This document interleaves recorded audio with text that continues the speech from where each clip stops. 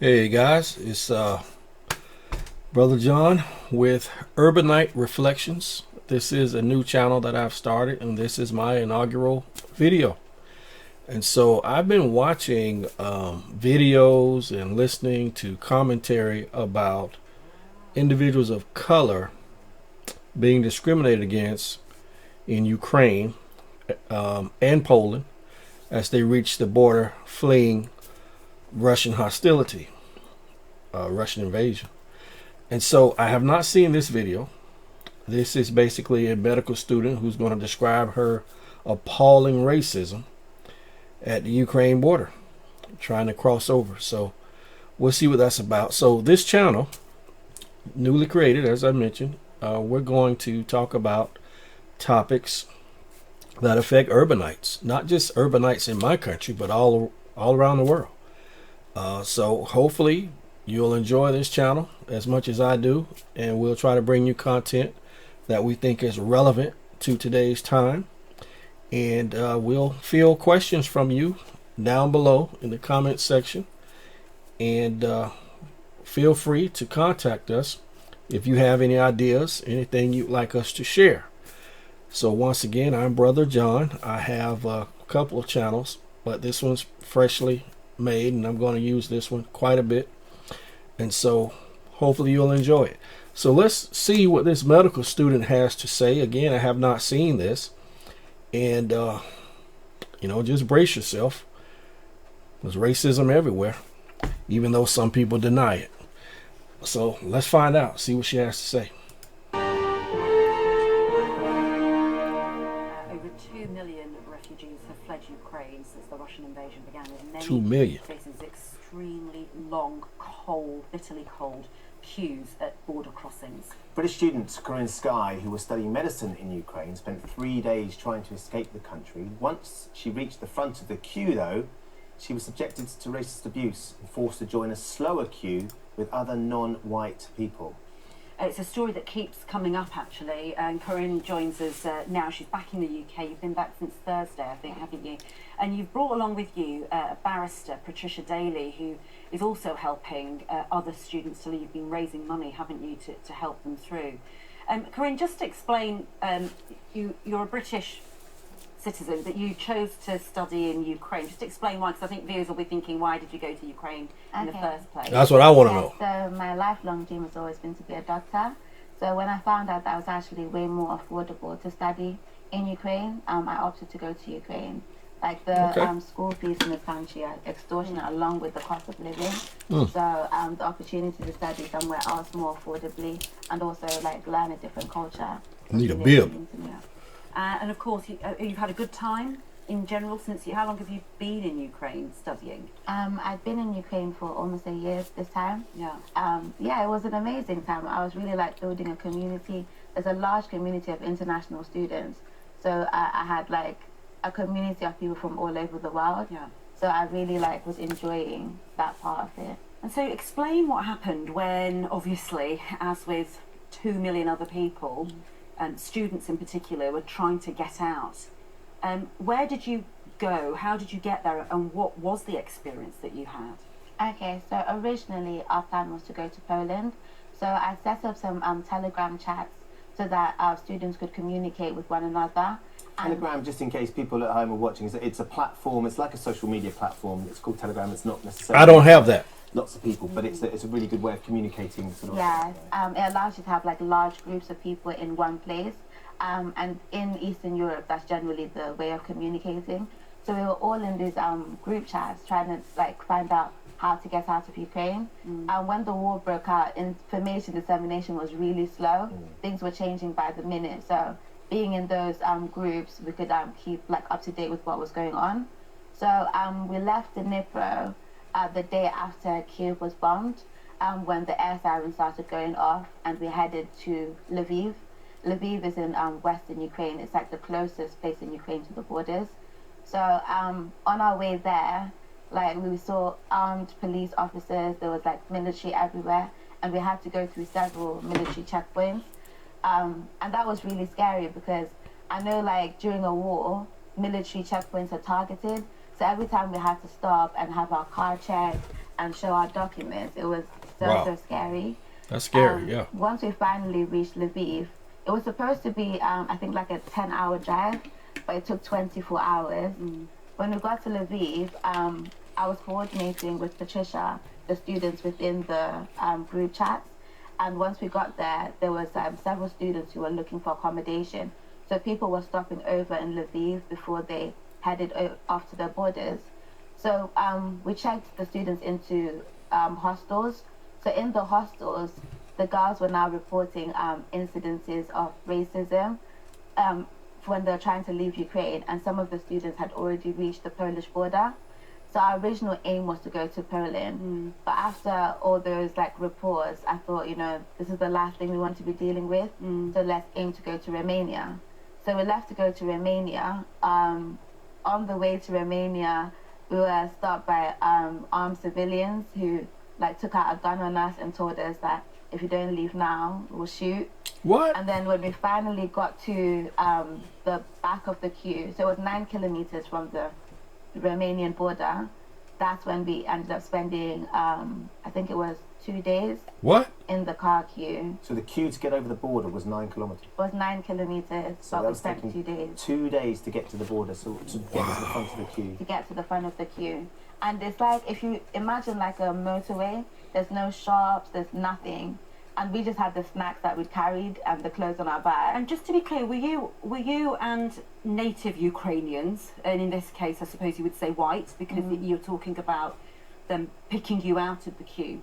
Were you all in the same queue? So this is the part I want to be like explicit about, right? In the car queue, there was Ukrainian people, and there were I didn't see any other black people in the car queue, but there was just mainly Ukrainian people. So once we got to the front of the queue, we were told to exit the car queue by a male civilian told us to exit the car queue. So I came out of the car to speak to the military, because I thought the military are there to, you know, to support the civilians, because I didn't understand why we were being told to leave the car queue. The military told us to leave the car queue, so we took the car out of the car queue and we waited to see if the situation could be resolved. Did they say why they wanted you to leave the queue? They didn't say why. Kinda I thought obvious. it was to de-escalate the situation. So once we left the car queue, a man went and started cycling the car and pointing to the pedestrian queue. Now the pedestrian queue was just as long, but it was just non-white Ukrainian people.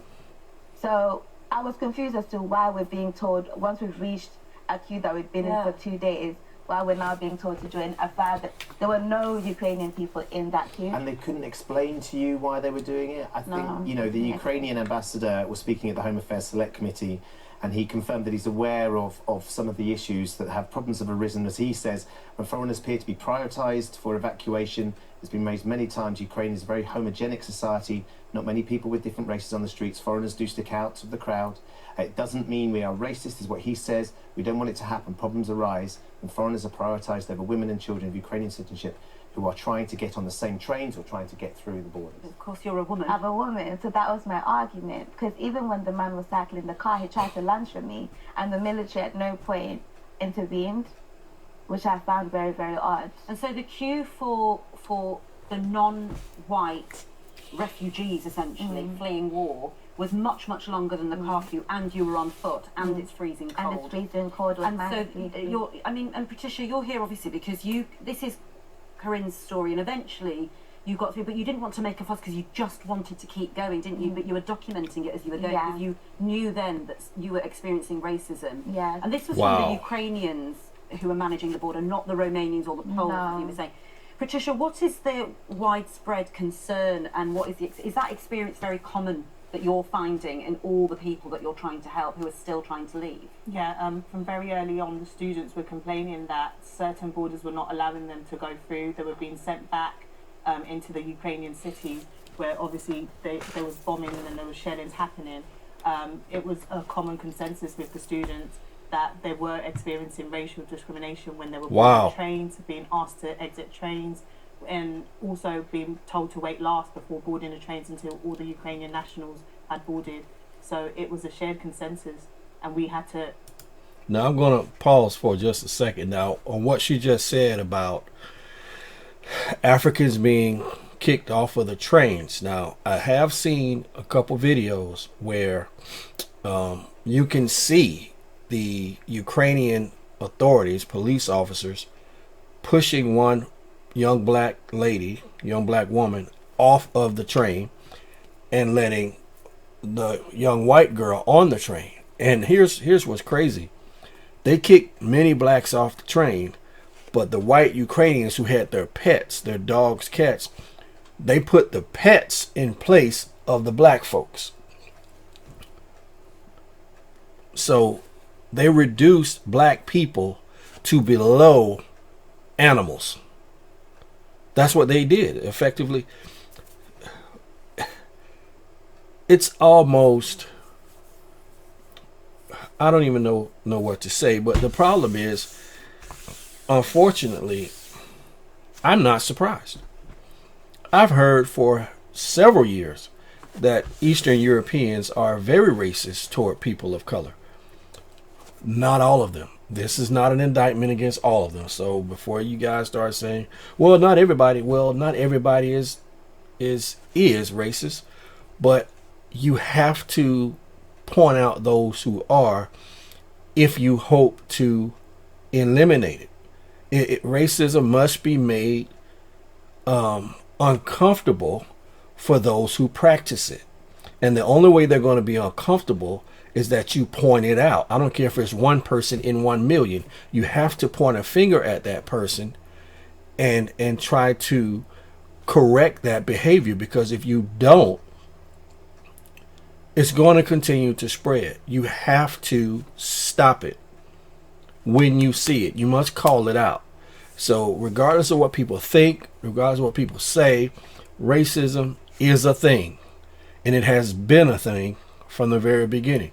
But let's continue. Let's see what else she has to say. And by the way, I knew this was going to be a female student because I had seen one of the, not a screensaver, but I guess it's like a screensaver of this young lady here in red, although I had not seen this video. So let's see what she says. Almost work out which points to send the students in order to not waste their journey and make the journey worth travelling to, and make sure that they can get to safety. Absolutely disgraceful, really. But Yeah. Corinne, did you experience such fear. anything like this in the year and a half that you've been in Ukraine at all? No, I never experienced that, but I said before, I always assumed that, Ukrainian people, they're very quiet. It's a different kind of culture in Ukraine, so I never attributed it to racism. I just thought that it's a different culture, so I'm not going to say, And also there's language barrier, as majority of people, they speak Ukrainian or Russian. So I just assumed that, they're not really going to speak to foreigners because there's that language barrier. They speak English, though. Well, I mean, broken English. I suppose the key aim is just to get people out, isn't it? The students who are there. Right. We know from when, in peaceful times when footballers play anywhere in Eastern Europe, the stories of, racism is huge in that part of the world. And Thank you. I'm very sorry that you had that experience, but it's really important we carry on telling these stories, because this is obviously something that isn't going to go away whilst there are many, many black and foreign students trying to leave the war zone. So thank you for coming in, and we're glad you're safe and home, and we hope that, Patricia, you're raising money to try and help other students leave, aren't you? God bless. And good luck with that. Thank you so much. Thank you for coming Thank you in. so much. Now we have some breaking news for you. The Deputy Mayor.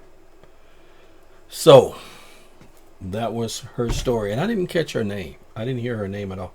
But the thing is, I did some research. 16,000 African students studying in Ukraine at the time this war broke out. Over 16,000.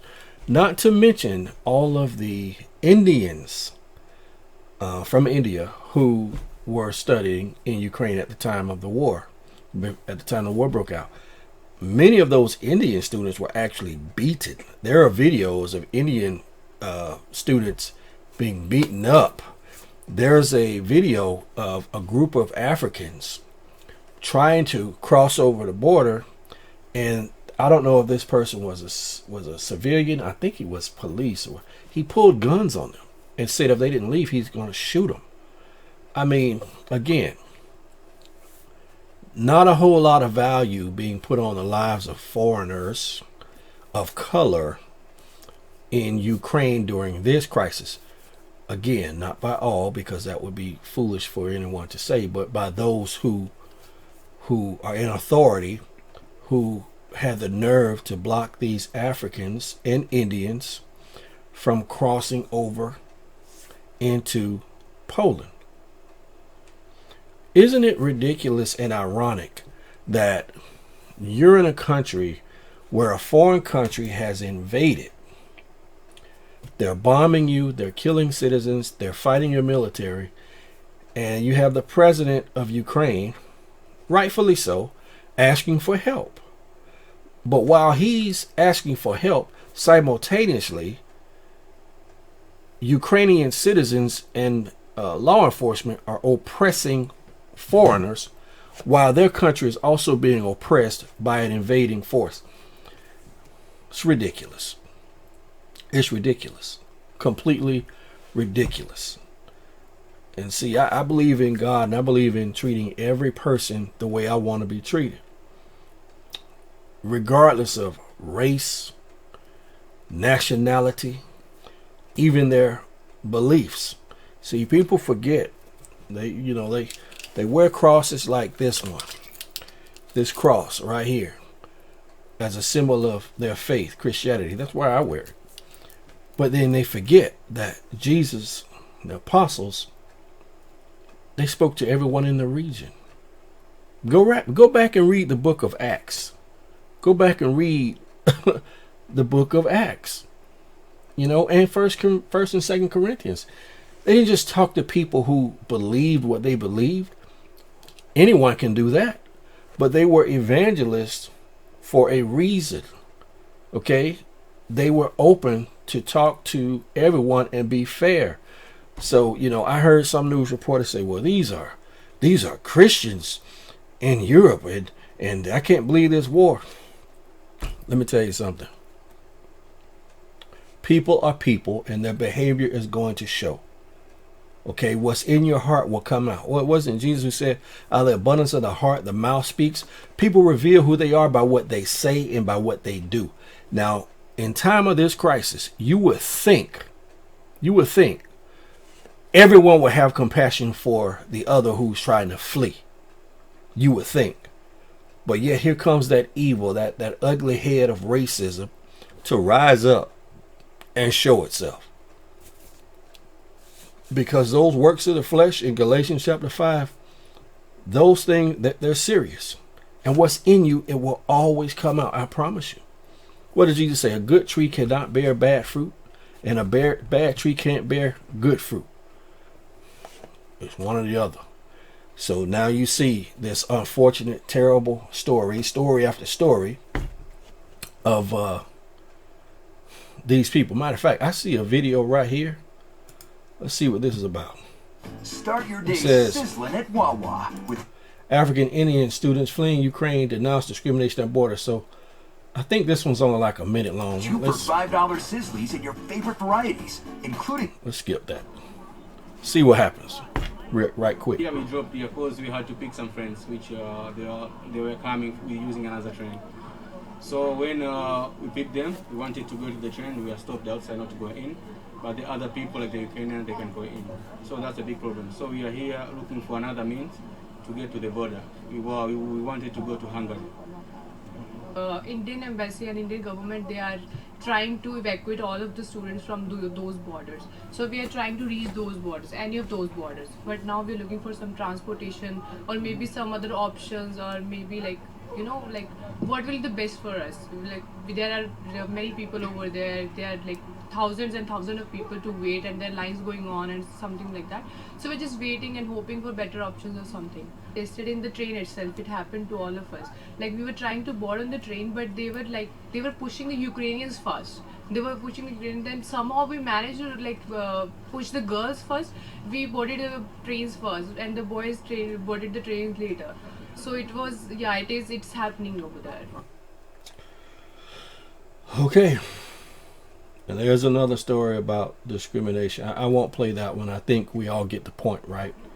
And so I'll just leave that alone. But Terrible. Terrible. Again, people show you who they are. Anyway, this has been Urbanite Reflections, and you've heard my reflection on this. What are your thoughts? I mean, this is terrible, and it's a shame. It's just terrible. No other way to put it. It's a disgrace, as you heard the news person say. It's a disgrace. It's terrible. In times of crisis, everyone needs help. This reminds me of an evangelist who came to our church several years ago, Evangelist Dwight Thompson. You know what he said? He said that crisis does not build character, it reveals character. Many of these folks, their character has been revealed. So anyway, this has been Urbanite Reflections. I'm Brother John, and I'll be back, make some more videos. This one was kind of lengthy. I appreciate you hanging with us, and I hope you enjoyed it. Take care and have yourself a blessed evening. Pray much. Pray much. And I'll just say this. 1 John 3:17, it talks about how can you have this world's good and see your brother who needs it, and you shut up your bowels and compassion from your brother and you won't help him. How does the love of God dwell in you?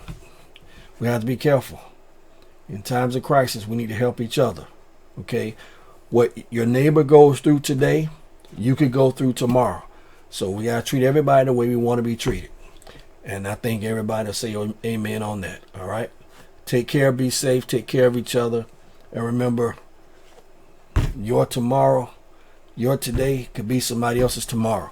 So let's take care of each other. Take care.